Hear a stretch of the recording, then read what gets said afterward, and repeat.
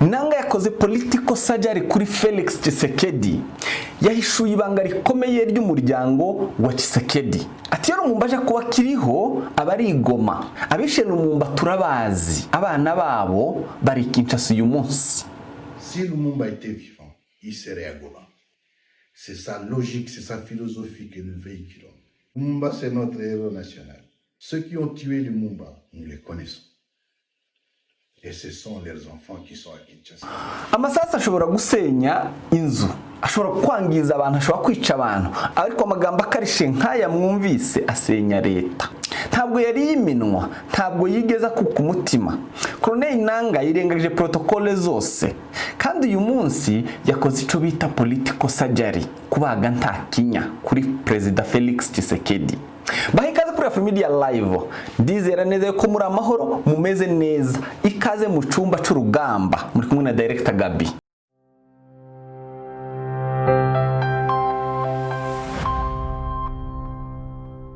Uyu munsi ntabwo turi hano kugira ngo dusesengure imirwano bisanzwe, turi hano kugira ngo turebe mu nda y'aya magambo aremereye gutya, kugira ngo dusobanukirwe n'ibyo Colonel Nanga yavugaga.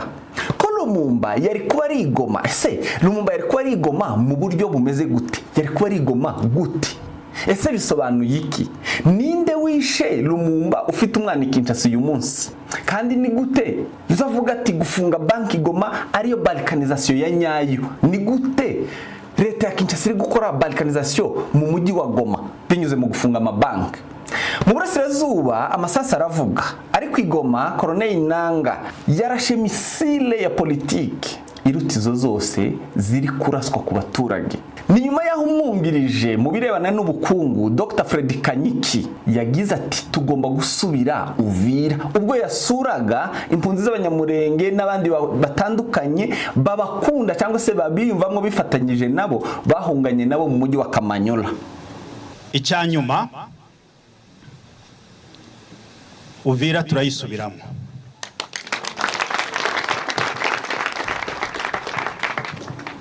Fata umwanya wawe, tugiye gufungura gaseke maze dusobanukirwe. Reka duhere ku gice cya mbere, abana babicanyi bari Kinshasa ni bandi?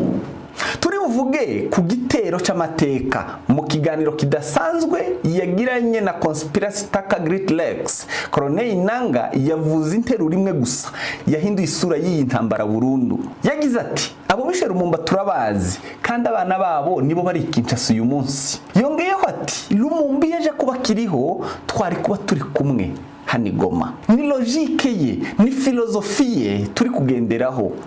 Iri jambo abana babicanyi si igitutsi gisanzwe, ni inkota ityaye yateye mu mutima wa Tshisekedi, yayiteye mu mutima w'ubutegetsi bwa Felix Tshisekedi.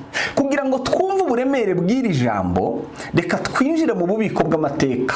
Turi mu mwaka w'igihumbi kimwe magana cyenda mirongo itandatu na rimwe.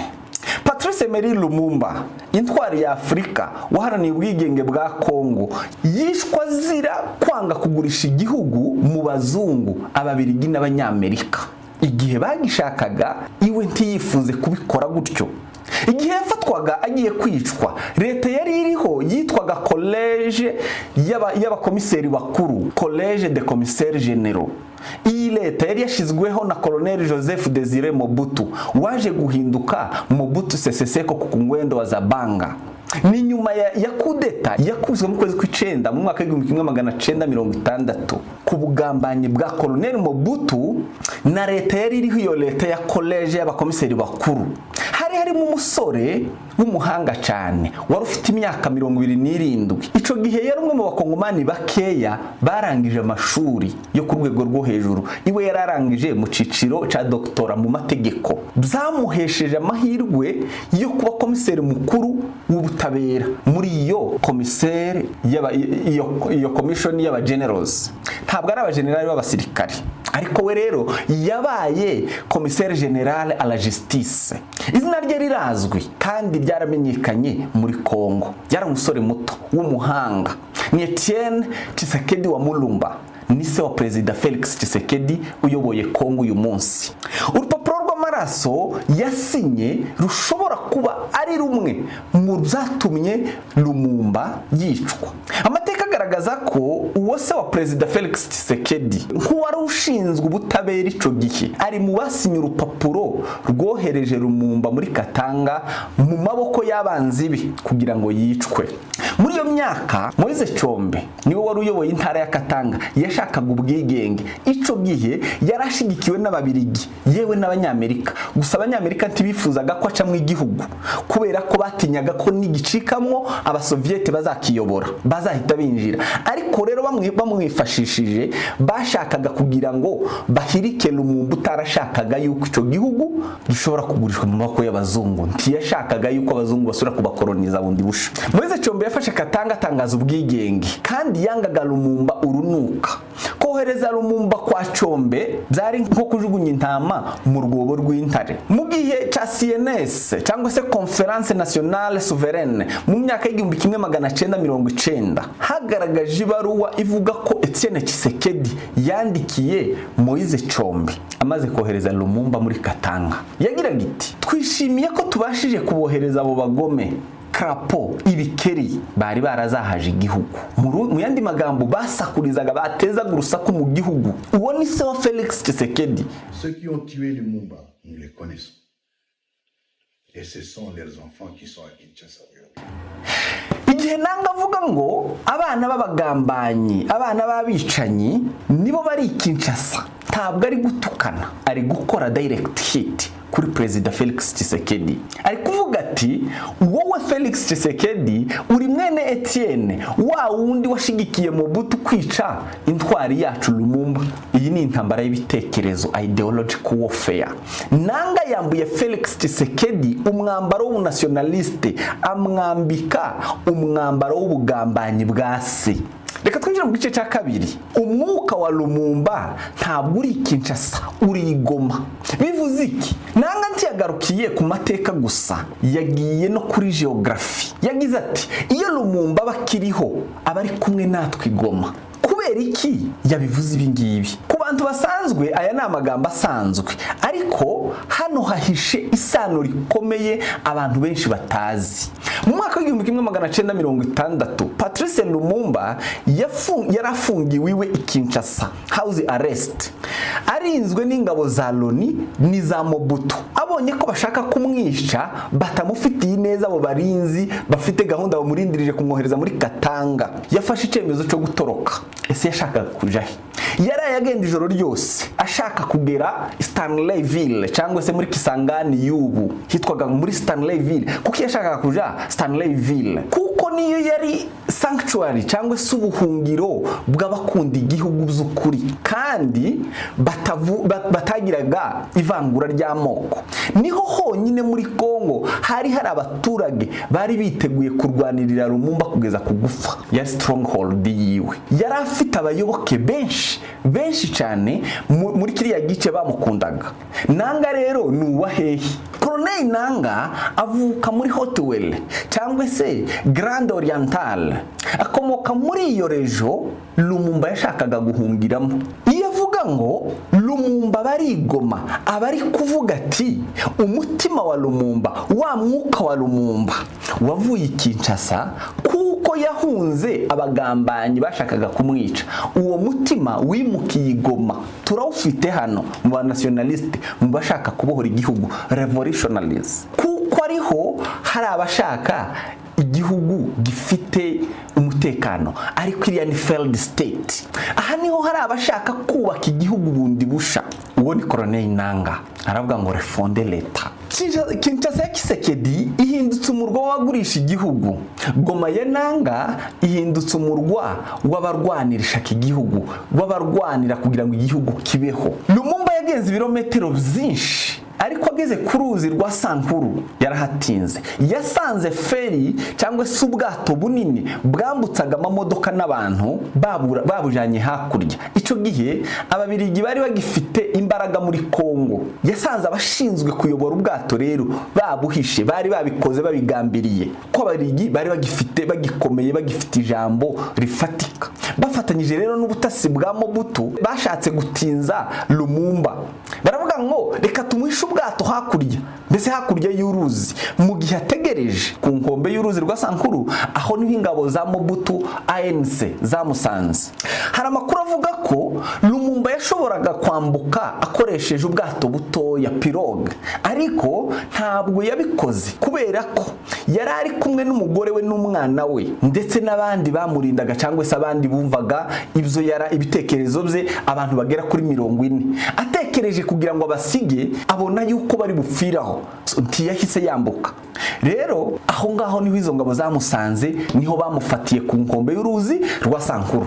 Ntibamufashe nk'umuyobozi nka minisitiri w'igihugu, bamufashe bamukubita nk'inyamaswa, nk'umugambanyi, nk'umugome. Bamugaruye Kinshasa, bamukorera iyicarubozo, icyemezo cy'urupfu ku minsi 14 y'ukwezi kwa mbere mu mwaka w'1961. Habaye inama y'igitaraganya ya college y'abakomiseri bari barashizweho na Mobutu. Ubwo urumva nyine bari bafatanyije na Mobutu.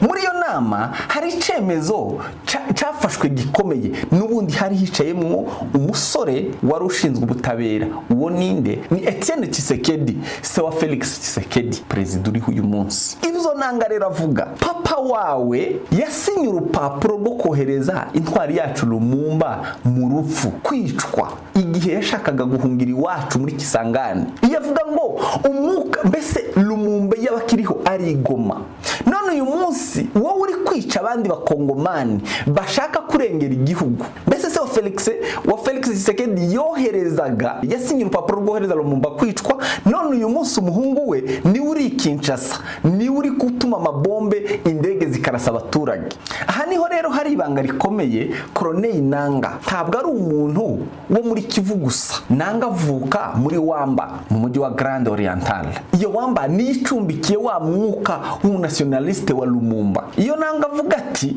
Lumumba bari hano, abari Goma, yashakaga guhungira iwacu Ikisangani muri Grande Orientale kugira ngo ategure urugamba rwo kubohora igihugu. Uwo mwuka, iyo spirit yasize Kisangani, abakunzi basige Kisangani, nije ufite kandi nawuzanye Goma, narahunze mufite Goma. Si Lumumba était vivant, il serait à Goma. C'est sa logique, c'est sa philosophie que nous véhiculons. Ngiryibanga ryatumye ijambo rya Nanga ricengera rikagera mu magufwa. Reka twinjire mu gice cya gatatu, aho yavuze ati intambara y'ubukungu, balkanization, iri gukorwa na leta ya Kinshasa ubu ngubu. Nanga yatanze isomo rikomeye kuri politiki. Balkanization cyangwa se gucamwe igihugu ibice. Yagize ati baturega gushaka gucamwe igihugu ibice, nyamara nibo bakora ibyo bikorwa. Baturega ibyo bo bakora, bireba mu ndorerwamo. Ushize twarabisobanuye, accusation inamira niyo yashatse gukoresha hano. Ils disent que nous sommes des balkanisateurs, alors que c'est eux qui posent les actions de balkanisation.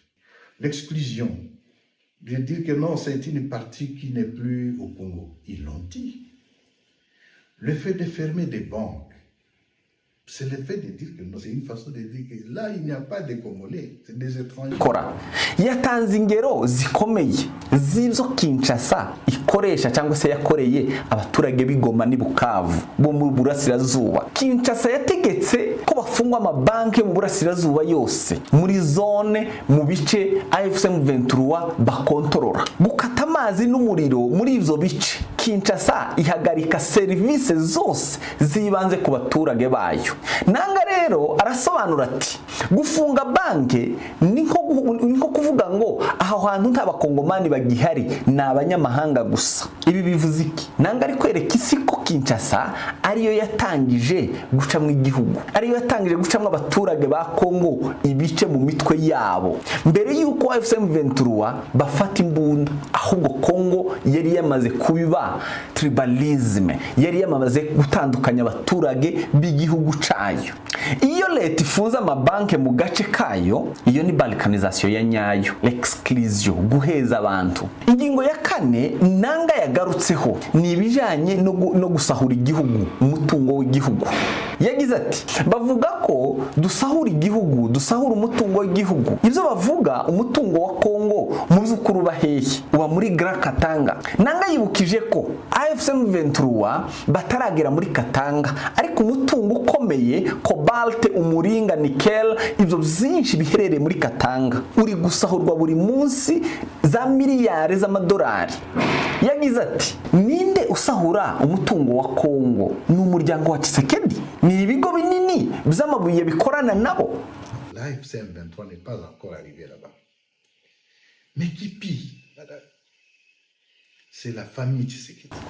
Aha Nanga ari gushira hanze ikinyoma ca Kinshasa. Ari kuvuga ati leta ya Kinshasa yirirwa iturega ngo AFC M23 twiba tusahura imitungo, tugurisha kolta, tugurisha n'ibindi kugira ngo bahishe amamiliyari y'amadolari agendera muri Katanga. Aha ngaha twarabivuze muri Lobito Corridor. Mu masezerano tuzagarukaho ya Washington amaze gusinya mu gihe gito, ariko kandi hasanzwe hari amasosiyete y'Abashinwa atagira uko angana acukura amabuye ya Kongo. Mu birombe 19 biri muri Kongo binini 15 bifitwe n'Abashinwa. Abo Bashinwa bakorana na leta ya Tshisekedi. Nanga yasoje asobanura impamvu bavuye muri Uvira na Walikale. Yabyise ngo ni bonne foi, kugaragaza ubushake bwiza mbese bwo gusubira inyuma. Ntabwo twabikoze ari uko badutsinze, ahubwo twashaka kugaragaza ubushake bwiza yuko dukeneye amahoro, ariko nubwo bari bazi ingaruka zabyo uko zigomba kumera. Yagize ati twavuyemo ku bushake, ariko twari tuzi ko babicanyi bazagaruka. Ubwo abicanyi avuga ni Wazalendo na FDLR. Yongeyeho amagambo aremereye cyane asobanura abo basigiye umujyi, abo ni oni. Uyu munsi tugomba kubivuga. FRDC ni kimwe n'ingabo z'Abarundi, ni kimwe na FDLR, ni kimwe n'abacancuro cyangwa se abamercenaires baza muri Kongo, ni kimwe n'abajura biyita Wazalendo. Uwo ni Nanga avuga yuko FRDC ubu nyine ni igisirikare cy'amabandi. Ibi birahura neza na raporo twabonye twagiye dusobanura hano, tactique ya AFC M23 kugira ngo yereke isi yuko Kinshasa idashoboye, Kinshasa ntishoboye kurinda abaturage bayo. Twebwe turi state in waiting, turi government itegereje kugira ngo tuyobore abaturage. Yatanze ingero zaho bayoboye umwaka bamaze muri Goma uko bimeze, ibintu byifashe neza kuruta uko byari bimeze. Ati twavuyemo dupakinga kugira ngo leta ya Kinshasa yisenye ubwayo yonyine. Hanyuma abaturage bamara kurambirwa Wazalendo, amashirahamwe y'abacuruzi azihamagarira M23 babwire ngo mugaruke turabakeneye kubera ko nta mahoro ubucuruzi ntibukora. Bavandimwe, iri jambo rya Colonel Nanga rirerekana ko intambara yahinduye isura. Ntikiri intambara y'amasasu gusa, ni intambara yo kurwanisha amateka arasa mu mutima w'igihugu, ni intambara ya politiki yinjiye muri faze yindi itandukanye cyane. Iyo Nanga avuze ati ushaka kubona umutima wa Lumumba, ushaka kubona Lumumba, umwuka wa Lumumba nazi Goma, ushaka kubona abamwishe naje Kinshasa, abaciye umurongo ntarengwa, arashe mu mutima w'ubutegetsi. Iyi ari analyse yihuse ku magambo ya politiki, ariko se ku rugamba byifashe biti? Ni zihe karita zine ziri gukinirwa munsi y'ameza nyuma yuko Nanga avuze ibingibi? Nyuma yaha tugiye kubagezaho raporo yuzuye y'imiterere y'urugamba, situation report. Turabereka uburyo AFC M23 natwirwaneho mu misozi miremure y'umurenge bapanze umutego Uvira ni Lome muri Togo, n'uburyo bateganya kugaruka muri Uvira cyangwa se kugaruka vuba cyane mu gihe kidatinze. Tucikwe rero, kora subscribe, kanda notification bell kugira ngo video ikurikira ntizagucike. Kumwe na Director Gabi ni kuri Afrimedia Live. Mugira amahoro.